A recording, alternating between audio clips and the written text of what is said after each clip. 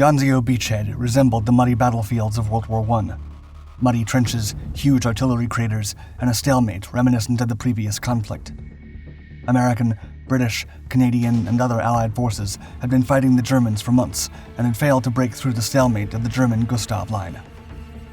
Enemy artillery, especially Anzio Annie, a gigantic German railway gun, was pounding the Allied troops from the safety of the Alban Hills. Nothing was left to do except wait for reinforcement, if the Allied troops were to break the will of the defenders. Following the successful military operations in North Africa in May 1943, the Allied High Command began to plan a second front against the Axis forces on the European continent. British Prime Minister Winston Churchill had long been advocating for establishing a permanent military presence in the Mediterranean and attacking Italy to maintain the momentum of the Allied victories in North Africa. He had repeatedly said that Italy was the soft underbelly of Hitler's Fortress Europe. For Churchill, a quick liberation of Rome was the key to the success of the invasion of Italy. The first step to establishing a foothold in mainland Italy was the invasion of Sicily. President Roosevelt agreed to Churchill's petition during the May 1943 Trident Conference in Washington. In July 1943, the Allied troops landed and seized the island of Sicily as part of Operation Husky. Mere weeks later, dictator Benito Mussolini was deposed, making a separate peace with Italy a possibility. With one step closer to Italy, the top brass of the Anglo-American forces decided to prepare the invasion of Salerno with Operation Avalanche, Calabria with Operation Baytown, and Taranto as part of Operation Slapstick. Montgomery's 8th Army crossed the Strait of Messina on September 3, 1943. Enemy resistance was minimum at first, but once inland, as the troops made their way through the rough terrain where only 2 roads were functional, Axis resistance stiffened.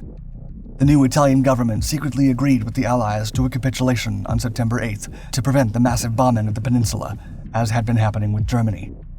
The landings at Salerno began 1 day later with the mixed U.S. and British 5th Army, led by American General Mark Clark. The initial 55,000 Allied soldiers were faced against the German 16th Panzer Division and were later reinforced by more than 100,000 troops to force the Germans into retreat. But taking Salerno would not be easy. Luftwaffe commander Albert Kesselring had only 8 weak divisions to halt the Allied landings. He made good use of the Italian terrain and prepared his defenses to slow the Anglo-American advance toward the southern and central portions of Italy. After 6 days of intense fighting, the German troops withdrew inland, finally allowing the Allied soldiers to secure the Salerno beachhead. On October 13th, the Italian government declared war against Germany, leading Field Marshal Kesselring to call for more Wehrmacht reinforcements and strengthen his defenses in northern Italy. By the end of 1943, the Allies had advanced some 70 miles into southern Italy after 4 months of heavy fighting in Salerno. Soon, the war in the peninsula reached stalemates similar to those of World War I. Kesselring ordered his forces to defend 2 fortified belts that stretched from coast to coast to slow the enemy's advance. The Germans then settled into the fortified Gustav Line, a highly sophisticated defensive belt in the rugged Apennine Mountains. The positions favored the Germans, overlooking rivers, marshes, and valleys that the Allied forces had to fight their way through. The Field Marshal promised the Führer he could hold the line for 6 months. As long as the entrenched Germans held the line, the 5th Army could not advance into the Liri Valley, a direct route for the Allied forces into Rome. The fighting was bitter, the terrain was rough, and the weather was poor. Consequently, Allied commanders envisioned an operation that could outflank the Gustav Line to prevent unnecessary bloodshed. The amphibious landings of several British troops behind enemy lines in the Adriatic prompted the combined chiefs of staff to land a division at Anzio under the codename Operation Shingle. The objective of Operation Shingle was to outflank the Gustav Line, attack the Wehrmacht from the rear, and launch a unified attack on Rome to liberate it. The operation was scheduled for late January 1944.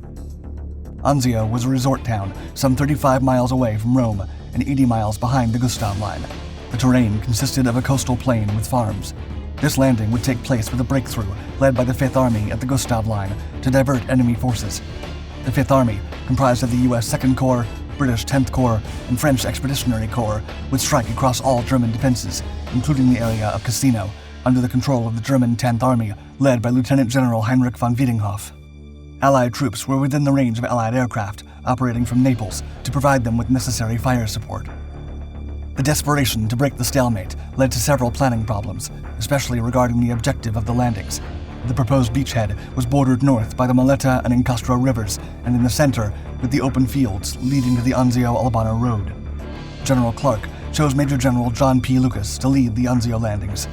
His orders were to draw enemy forces away from Gustav and move toward the Alban Hills to link up with the Fifth Army if possible. Operation Shingle evolved from a small subsidiary landing into a major operation behind the Gustav Line by early January 1944. The invasion force comprised the U.S. 3rd Infantry Division, the British 1st Infantry Division, the 46th Royal Tank Regiment, the U.S. 751st Tank Battalion, and several Ranger, Airborne, and Commando units. Over 2,600 friendly aircraft were at General Lucas's orders against an expected Luftwaffe force of 2,000 fighters. Everything was now ready to strike the enemy from behind. The attack was imminent. The incursion commenced at 2 a.m. on January 12, 1944, achieving the element of surprise. The first assault waves landed unimpeded and swiftly moved inland to establish defensive positions. The U.S. 3rd Division and the British did the same at the north and center of Anzio. Meanwhile, the Rangers and paratroopers seized Anzio and Nettuno, achieving their initial objectives without problems and avoiding enemy patrols. The U.S. 36th Engineer Combat Regiment cleared mines, laid roads, and prepared the port to receive LSTs, or landing ship tanks. As the 12th ended, more than 36,000 men and 3,200 vehicles had landed. The scattered skirmishes with Axis troops resulted in over 150 Allied casualties and the capture of 200 German POWs. Some Luftwaffe fighters managed to pierce the Allied fighter umbrella and strafe some ships, but casualties and damage were minimal. Instead of taking the initiative and pushing forward while the German units were deployed in Garigliano to counter the advance of the U.S. Fifth Army, he decided to dig in and wait for the enemy to come at him. While Field Marshal Kesselring prepared a counterattack, the Allied troops advanced some miles to further secure the beachhead.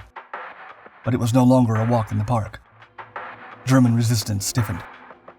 After intense shootouts, the British 1st Division, the 149th Infantry Regiment, and the 45th Infantry Division captured the town of Aprilia on January 25th. Still, they failed to break free at the beachhead. Progress was slow due to the tenacity of the defenders.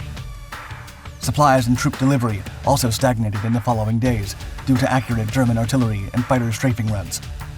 Consequently, Major General Lucien K. Truscott Jr. halted the offensive to reorganize the beachhead and future attacks. In early February 1944, the Germans decided to launch a counterattack. The Allied forces stuck at the beachhead had to brace for impact. Mass artillery bombardments were on the way. Furious artillery strikes began to pound the flat Anzio beachhead, over 18 miles long by 9 miles deep. Luftwaffe fighters also began to attack ships and Allied positions where the infantry and tanks were completely exposed to air attacks. Meanwhile, Kesselring dispatched elements of the 4th Parachute and Hermann Göring divisions south of the Rome area to defend the roads near the Alban Hills.